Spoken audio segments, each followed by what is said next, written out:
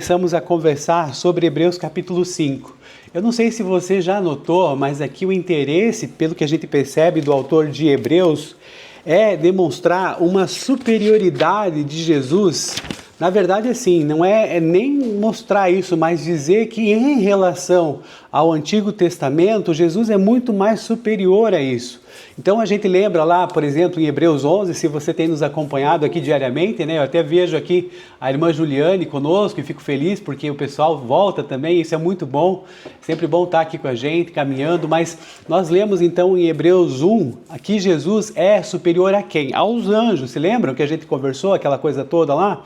Depois, Hebreus 2, a gente vai entender que Jesus, ele era, na verdade, assim, superior aos homens, mas para vencer a morte, ele diminuiu, né? Vamos dizer assim, desceu a sua natureza humana e venceu a morte e entendeu aí que há uma humanidade que também os próprios anjos não possuem essa humanidade. Então, nesse sentido, Jesus demonstra aqui para a gente que ele se fez um pouco menor que os anjos, porque se fez homem, mas para vencer a morte e o diabo, ele levou essa humanidade a uma glória que esses anjos não possuem. Essa é a explicação correta.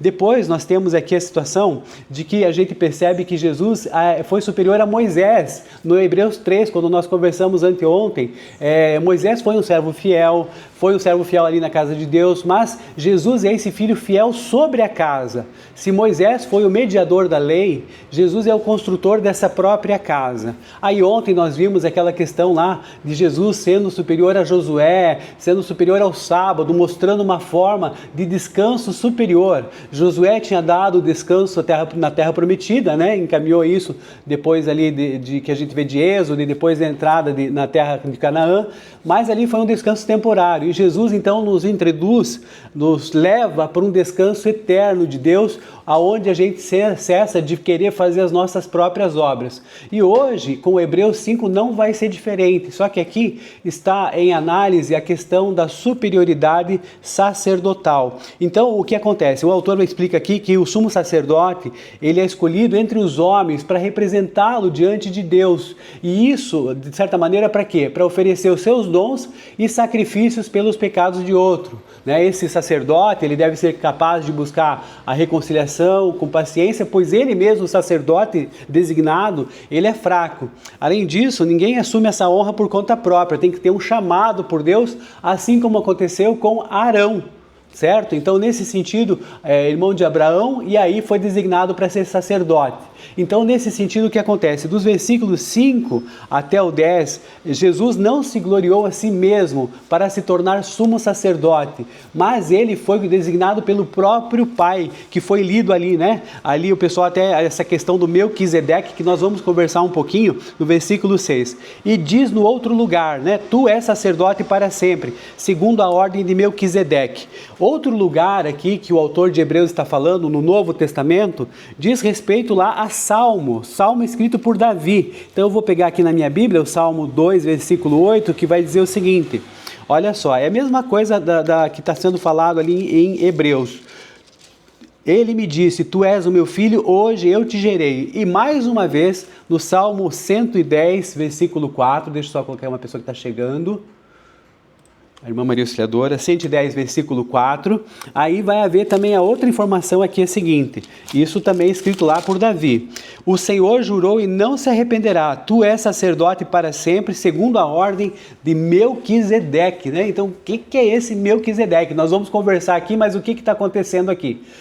O autor de Hebreus, ele faz esse jogo, né, esse malabarismo entre o Antigo Testamento e o Novo Testamento, para demonstrar o quê? Para demonstrar a superioridade de Jesus. Ele resolve um problema espiritual sobre o sacerdócio de Jesus. Jesus é rei dos reis, Senhor dos senhores, tem até uma música, né? Rei dos reis, Senhor dos senhores, glória, glória, né? Mas agora a gente está definindo o seguinte, além de ser rei dos reis, Jesus é o sumo sacerdote. Só que é o seguinte, para um judeu daquela época, Jesus não poderia ser sacerdote, porque ele não era da tribo de Levi, ele era da tribo de Judá, da linhagem do rei Davi, se vocês entendem ali na leitura bíblica, na genealogia, e a lei de Moisés daquela época determinava que apenas os descendentes de Arão, ou seja, da tribo de Levi, podiam ser sacerdotes. Isso está lá em Êxodo, capítulo 28, versículo 1. Você pode depois dar uma olhada na sua Bíblia, mas é basicamente isso que está acontecendo. Então, como é que a gente está analisando essa questão, né? Ali em Êxodo 28, 1, você vai ter a seguinte informação: chame seu irmão Arão e os filhos dele, Nadab, Abiú, Eleazar e Itamar, dentre os israelitas, para que me sirvam como sacerdotes. E aí é que entra o tal do Melquisedeque. Então vamos entender um pouquinho disso, porque depois de amanhã, lá em Hebreus 7, nós também vamos conversar um pouco mais sobre esse Melquisedeque. Mas Melquisedeque, olha, ele vai aparecer de uma forma até súbita, sorrateira, digamos assim, lá em Gênesis 14. Veja só, eu estou trabalhando com vocês, né, coisas do Antigo Testamento. Então, se você está, digamos assim, não está entendendo muito essa questão, fica tranquilo, mas você já sabe o fio da meada. O fio da meada é justamente esse, a questão da superioridade de Jesus em relação a tudo aquilo que a lei antiga havia falado. Então, esse autor de Hebreus, se a gente pudesse dizer, né, ele é um excelente advogado, advoga em prol da causa de Jesus Cristo. É isso que está acontecendo aqui. Então, como eu disse a vocês, se Paulo, na sua vida limitada, né, talvez ali pensasse que as suas cartas não iam ter todo o efeito que tiveram e que estão hoje na Bíblia, quando a gente escreve um livro, a gente solta esse livro para o mundo e ele toma vida própria. É isso que está acontecendo aqui. Hebreus é isso, Hebreus é a ratificação de tudo aquilo que Paulo tem demonstrado de Jesus. E aí entra esse tal de Melquisedeque. Como eu falei, ele aparece de uma forma súbita lá na história de Abraão. E aonde? Em Gênesis capítulo 14.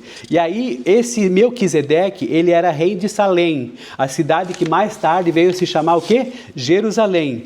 Melquisedeque era sacerdote do Deus Altíssimo, e Melquisedeque é superior a Abraão. Olha só onde a gente vai chegar depois. Por que ele é superior a Abraão? Porque lá em Gênesis 14 você vai ver que Melquisedeque abençoou Abraão. E na lógica bíblica, o menor sempre é abençoado pelo maior.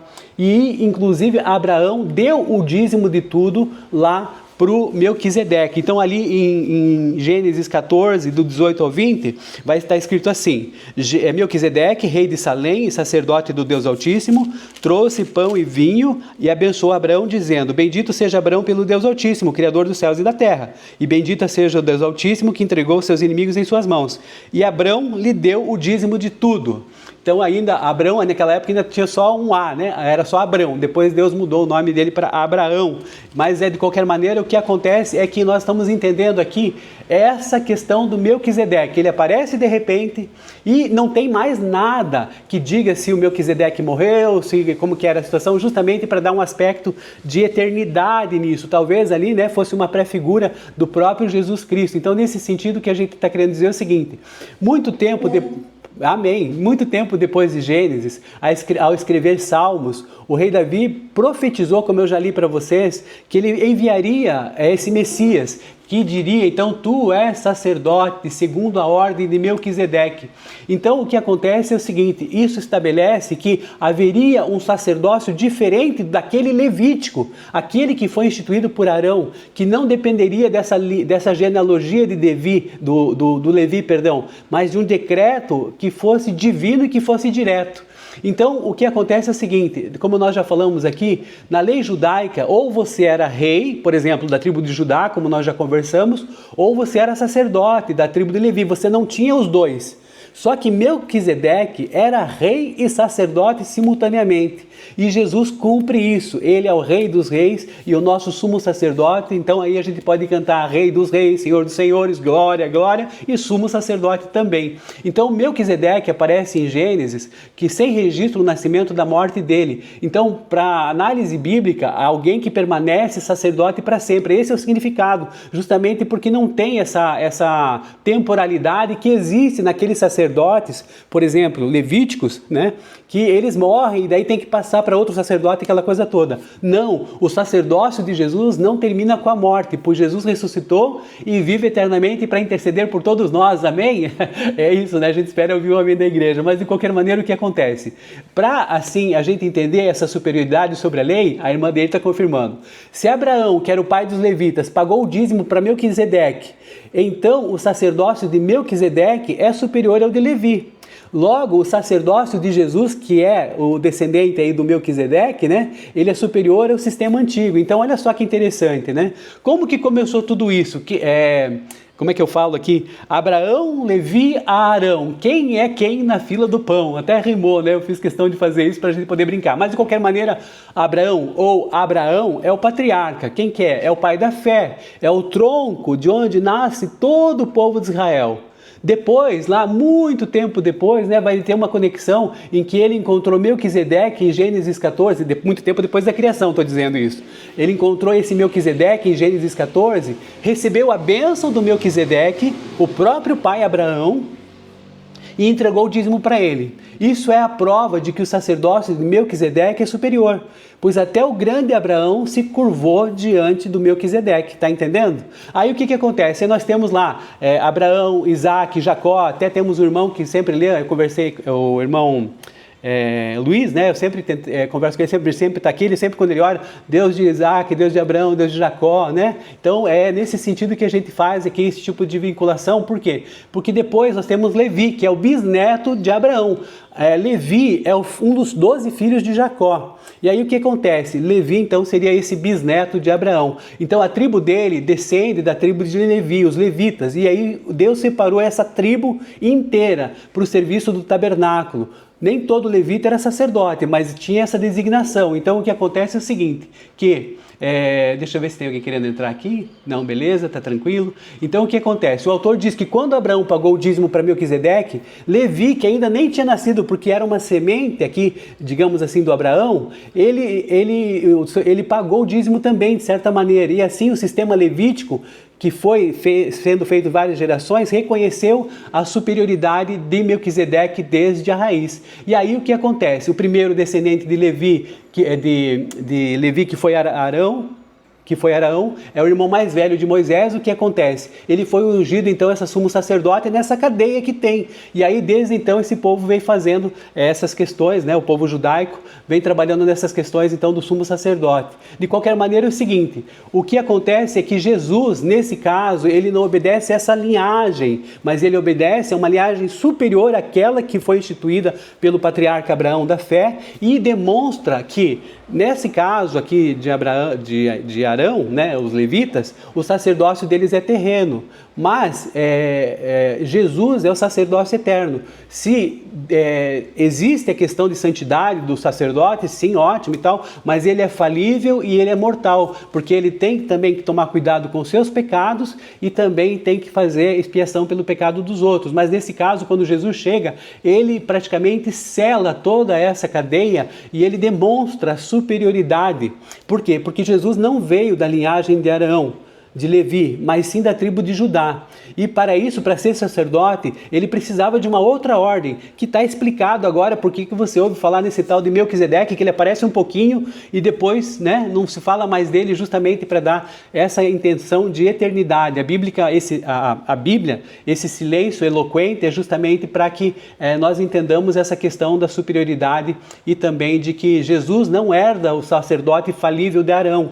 Ele assume um sacerdócio que já nasceu superior ao próprio pai da fé e à própria lei. Então, essa é a mensagem, né, o pano de fundo que esse autor de Hebreus quer demonstrar para a gente. E aí nós temos então a questão de que a gente pode entender que Jesus tem autoridade real para ser rei, para agir em nosso favor, tem santidade sacerdotal para nos representar diante do Pai e não tem sucessor. Por quê? Porque o ministério dele é eterno. Então, olha só que legal como a Bíblia é esse emaranhado de coisas que se entrelaçam para demonstrar, né, que esse Jesus Cristo é o cara, é o top das galáxias. Bem, de qualquer maneira é o seguinte, o que a gente está querendo demonstrar? Que Jesus também teve sofrimento aqui. Durante sua vida, Jesus ofereceu suas orações e súplicas com forte clamor e lágrimas, aprendeu obediência por meio daquele que sofreu. Nós aprendemos essa obediência através de Jesus porque ele sofreu tudo isso. E também ele foi aperfeiçoado e se tornou fonte de salvação salvação para todos aqueles que obedecem. Então olha só que interessante, né?